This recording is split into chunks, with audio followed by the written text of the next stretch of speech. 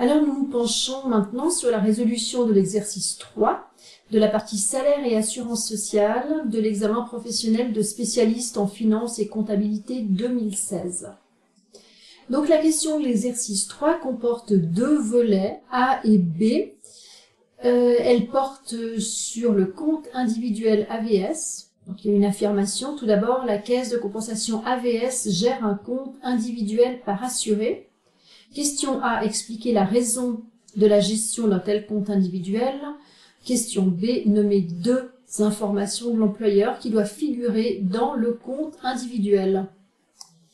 Donc voici un exemple d'extrait de compte individuel. On y voit apparaître effectivement une série d'informations qu'on décryptera.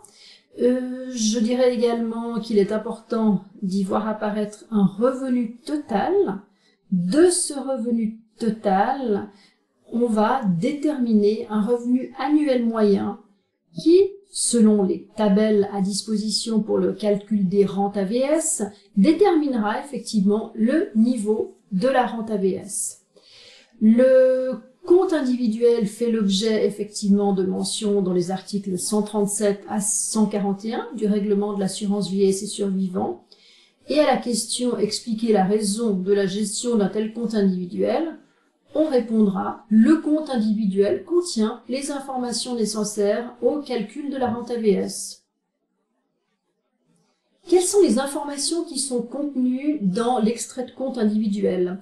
Tout d'abord, on a le numéro d'assuré social qui correspond anciennement au numéro AVS. On y voit aussi le nom et le prénom de l'assuré ainsi que sa date de naissance. Dans le tableau proprement dit, on a le numéro de la caisse, parce qu'effectivement, chaque caisse de compensation est identifiée en fait par un numéro. Dans la colonne au chiffre petit 1, on a donc le numéro d'affilié, c'est-à-dire le numéro d'identification de l'entreprise qui a déclaré un revenu, ou alors le numéro de relevé de compte de la personne qui a réglé ses propres cotisations, et même le numéro du conjoint dont le revenu a été partagé selon le principe du splitting.